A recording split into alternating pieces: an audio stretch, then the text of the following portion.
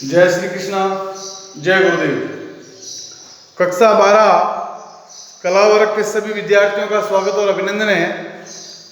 और आज हम बात करेंगे गुप्त काल में न्याय व्यवस्था की।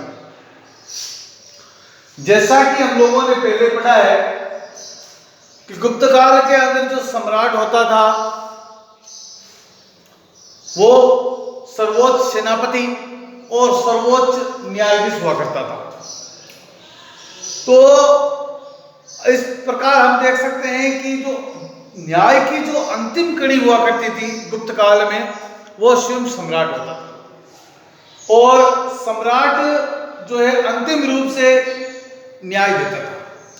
जितने भी जो सम्राट के नीचे वाले जो न्यायालय होते थे, उस मुकदमे की वो जांच पड़ताल करते, और वो अगर व्यक्ति निर्दोष है तो उसकी जांच पड़ताल करने के बाद में उस व्यक्ति को निर्दोष साबित किया जाता था और राजा उसको माफ भी करता था। तो इस प्रकार की ये जो न्याय व्यवस्था थी, इस न्याय व्यवस्था के अंदर आज हम पढ़ेंगे कि गुप्त काल में कितने प्रकार के न्यायालय होते थे और उनमें कौन कौन से व्यक्ति न्यायाधीश होते थे। तो हम लोग बात कर सकते हैं कि गुप्त काल के अंदर 4 प्रकार के न्यायालय होते थे, जिनमें सबसे पहला न्यायालय होता था राजा का न्यायालय। सबसे पहला और ऊंचा जो होता था वो राजा का न्यायालय। इसका जज जो है शिव सम्राट या राजा होता था। उसके बाद में पुग नामक न्यायालय होता था। उसके बाद में कुल नामक न्यायालय होता था और उसके बाद में श्रेणी नामक न्यायालय होता था। तो ये गुप्त काल के 4 प्रमुख न्यायालय थे, जिनके अंदर उन जो अपराधियों को सजा दी जाती थी, और अंतिम रूप से सबसे बड़ा जो न्यायाधीश हुआ करता था वो स्वयं जो है सम्राट होता था। और अगर किसी व्यक्ति को मृत्युदंड दिया गया है और नीचे वाले न्यायालय ने उसको जांच पड़ताल करने के बाद में निर्दोष साबित किया है, तो राजा उसकी सजा को जो है माफ भी करता था, उसको समाधान दे देता था। इसके बाद में आगे हम बात करते हैं कि कुल नामक जो न्यायालय था वो समान परिवार के सदस्यों की एक समिति होता था। कुल न्यायालय होता था जो 4-5 समान स्तर के जो परिवार होते थे। इन समान स्तर के परिवारों के बीच में कोई विवाद हो जाता था तो कुल नामक जो न्यायालय था वो कुल न्यायालय इनके विवादों का निपटारा करता था। इसके बाद में आगे बात करें कि गुप्त काल के अंदर कुछ न्यायाधीश थे जिनको आपके महादंड नायक के नाम से भी जाना जाता है। तो इनके अंदर जो था दंड नायक, जज जो थे, न्यायाधीश जो थे वो थे आपके महादंड नायक, इसके बाद में दंड नायक, और इसके बाद में आपके सर्वदंड नायक,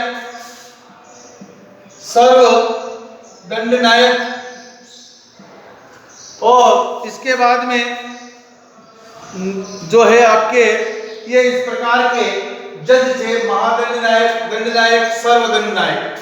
तो इन जज महोदय या न्यायाधीशों के माध्यम से गुप्त काल में जो है आपके उनके न्यायालय में उन मुकदमों की सुनवाई करते थे और अपराधी साबित होने के बाद में उनको दंड भी दिया जाता था।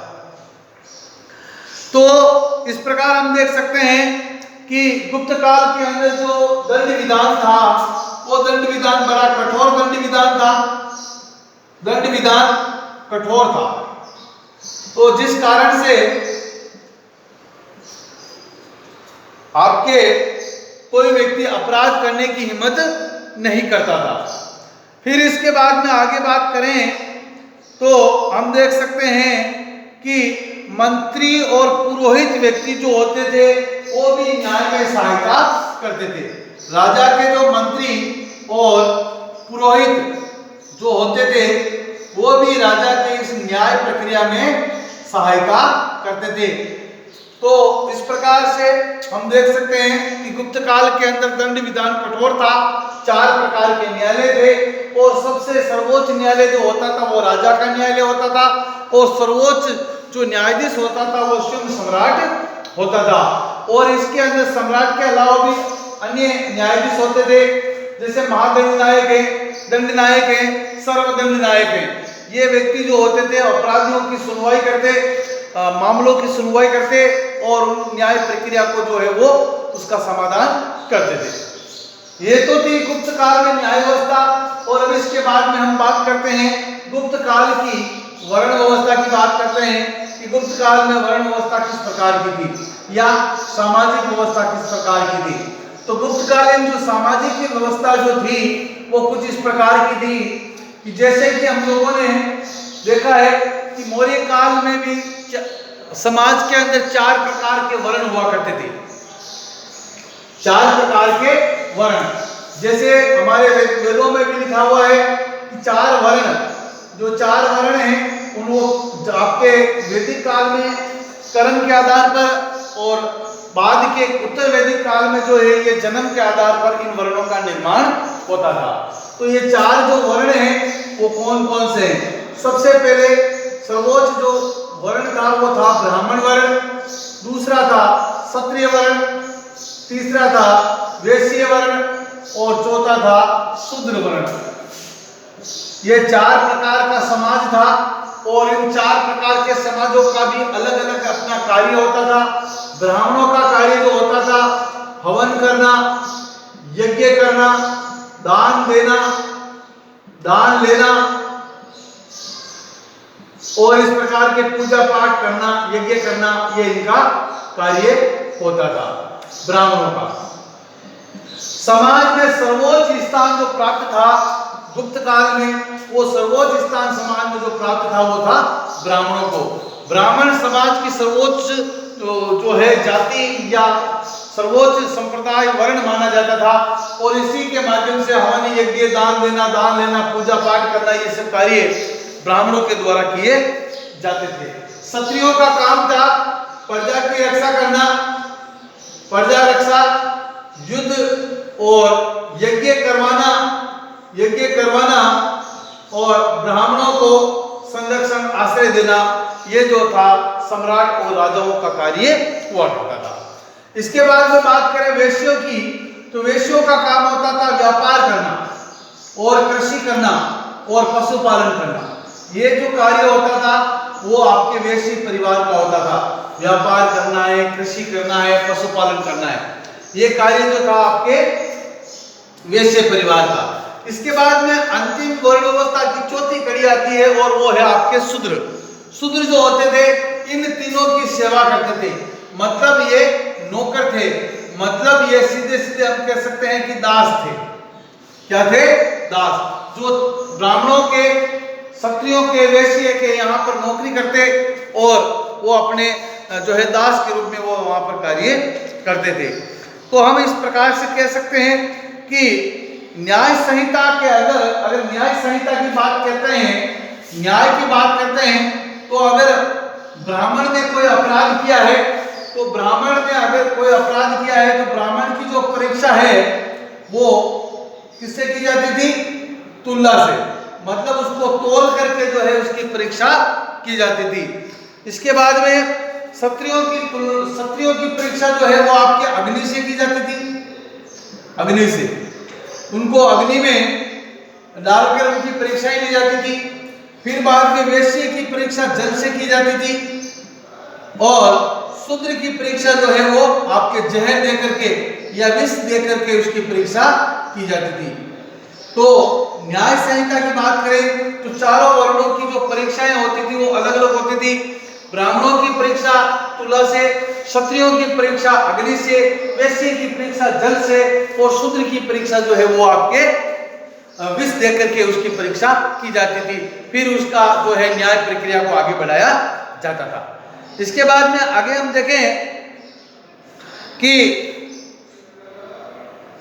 आपके ब्राह्मण के लिए एक बात रखी गई है और ब्राह्मण के लिए यह बात रखी गई है कि ब्राह्मण जो है वो शूद्र के हाथ का दान नहीं लेगा, शूद्र के हाथ से अन्न ग्रहण नहीं करेगा, क्योंकि अगर वो शूद्र के हाथ से अन्न ग्रहण करता है तो उस ब्राह्मण की जो आध्यात्मिक शक्ति है, वो आध्यात्मिक शक्ति जो है वो कम हो जाती है। इस कारण से आपके ब्राह्मण जो है वो शूद्र के हाथ का दान नहीं ले सकता है। फिर मनु के अनुसार 10 वर्षीय ब्राह्मण जो है 100 वर्षीय क्षत्रिय से श्रेष्ठ माना जाता है, और ब्राह्मण और क्षत्रिय क्रम से पिता और पुत्र तुल्य रहते थे। इसके बाद में आगे बात करें दासों की, तो नारद स्मृति के अंदर जो है 15 प्रकार के दास बताए गए हैं गुप्त काल में। नारद जो स्मृति है, इस नारद स्मृति के अंदर गुप्त काल के अंदर 15 प्रकार के दास बताए गए हैं। और एक जाति जो थी जिसका नाम था कायस्थ जाति, और ये कायस्थ जाति का प्रमुख कार्य होता था लिपिक वर्ग, मतलब लिखा पढ़ी करने वाला, हिसाब किताब रखने वाली जाति थी। फिर स्त्रियों की स्थिति की बात की जाए तो गुप्त काल के अंदर स्त्रियों की 12 से लेकर के 13 वर्ष की उम्र में विवाह होता था। विधवाओं का जीवन थोड़ा कठोर होता था, और कहीं जगह यह भी कहा गया है नारद स्मृति और पाराशर स्मृति के अंदर कि विधवा भी विवाह कर सकती है। और गुप्त काल के अंदर एक सबसे बड़ी बात देखने को मिलती है, हम लोगों को मिलती है कि सती प्रथा जो थी वो गुप्त काल में मौजूद थी। सती प्रथा का उल्लेख हम लोगों को आपके गुप्त काल में देखने को मिलता है। एक 510 ईस्वी सन का एक अभिलेख है, और इस अभिलेख का नाम है एरन अभिलेख, और यह अभिलेख जो है आपके गुप्तकालीन अभिलेख है। इसके अंदर एक गुप्त शासक था जिसका नाम था भानुगुप्त, और भानुगुप्त का एक मंत्री था जिसका नाम था गोपराज। भानुगुप्त का जो मंत्री गोपराज था, जब उसकी मृत्यु हुई तो 510 ईस्वी सन के अंदर गोपराज की जो पत्नी थी वो गोपराज के साथ सती होती है। तो सती प्रथा का उल्लेख भी हम लोगों को गुप्त काल में देखने को मिलता है। और इसके बाद में आगे हम बात करें तो हम यह कह सकते हैं कि महिलाओं को भी गुप्त काल के साहित्य और कला के अंदर एक आदर्श महिला के रूप में प्रस्तुत किया। तो हम यह कह सकते हैं कि महिलाओं की जो स्थिति थी वो आपके गुप्त काल में अच्छी स्थिति मानी जाती है। तो इस प्रकार से गुप्तकालीन सामाजिक व्यवस्था यह समाप्त होती है। आगे हम कल बात करेंगे गुप्त काल की आर्थिक व्यवस्था की, गुप्त काल की कृषि, व्यापार, कर, भूमि, सिक्के, कला और साहित्य के बारे में हम लोग आगे बात करेंगे। तो हम लोग थोड़ी चर्चा कर सकते हैं कि कृषि जो थी गुप्त काल में अधिकांश मात्रा में चावल की खेती की जाती थी और गन्ने की खेती की जाती थी। इसके बाद में धान भी उगाया जाता था, और गुप्त काल में मुख्य रूप से जो कर व्यवस्था थी वो थी 1/6, यानी कि 6 में से 1 भाग जो है लगान के रूप में उनको देना पड़ता था। इसके अलावा भी कई प्रकार के कर हुआ करते थे, जैसे भाग है, भोग है, उद्रंग है, उपरिकृत है, आपके भूतवात है, परणे है और हिरणी है। इस प्रकार के अलग अलग प्रकार के लगान लिए जाते, जिनकी चर्चा हम लोग कल करेंगे। तब तक के लिए धन्यवाद। जय श्री कृष्णा, जय गुरुदेव।